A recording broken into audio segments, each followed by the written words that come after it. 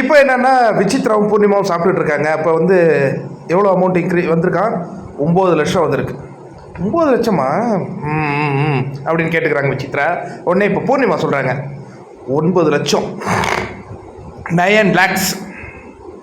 நான் big pass வர்றதுக்கு முன்னாடி என்னுடைய ஒரு ப்ராஜெக்ட்டுக்கு எனக்கு சேலரியே அவ்வளோ கிடையாது. என்னது 9 லட்சம் சேலரியா?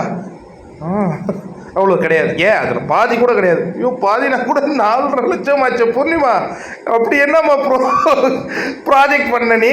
4.5 லட்சம் நீ இந்த யூடியூப்பில் இது தானே பண்ணதுன்னா படம் கூட படத்தில் ஏதோ அந்த அன்னபூரினில் 2-3 சீன் வர அவ்வளோதான். சரி 4.5 லட்சம் வாங்குற அளவுக்கு பூர்ணிமா பெரியாளா? ஏன்னா நான் பூர்ணிமா காசு எடுக்கலேன்னு சொல்லிட்டு ரொம்ப ஃபீல் பண்ணிகிட்டு இருந்தேன். இப்போ பூர்ணிமாட்டையும் பணம்லாம் இருக்குது போல இருக்குது, ஒன்றும் ப்ராப்ளம் இல்லை. சரி அப்படி சொல்கிறேன்னா விசித்ராமா சொல்கிறாங்க, அப்படி சொல்கிறேன்னா 9 லட்சம் வந்துருக்கு, பணத்தை எடுத்து நீ கிளம்ப வேண்டியதானே அப்படின்னு அவங்க சொல்கிறாங்க.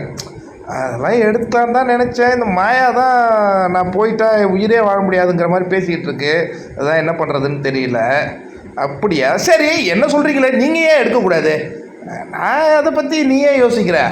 அப்போ நீங்களாம் பணம் எடுக்காத இருக்கீங்கன்னா, விசித்ரா சொல்கிறாங்க, நீங்களாம் பணம் எடுக்காத இருக்கீங்கன்னா எல்லாம் டைட்டில் வின்னர் ஆகிடுவீங்கன்னு நினைக்கிறீங்க தானே? அது இல்லைங்க, இதில் ஒரு ஏதோ ரீசன் இருக்குங்க. சரி நீங்கள் எடுக்க வேண்டியதானே அப்படின்னு பூர்ணிமா திருப்பி கேட்க, ஐ ஹாவ் நோ ரீசன்ஸ் இப்போதைக்கு எடுக்கிறதுக்கு. அதை விட அமௌண்ட்டு ரொம்ப கம்மியாக இருக்குது, நான் ஏன் எடுக்கணும் அப்படின்ட்டு போகிறாங்க.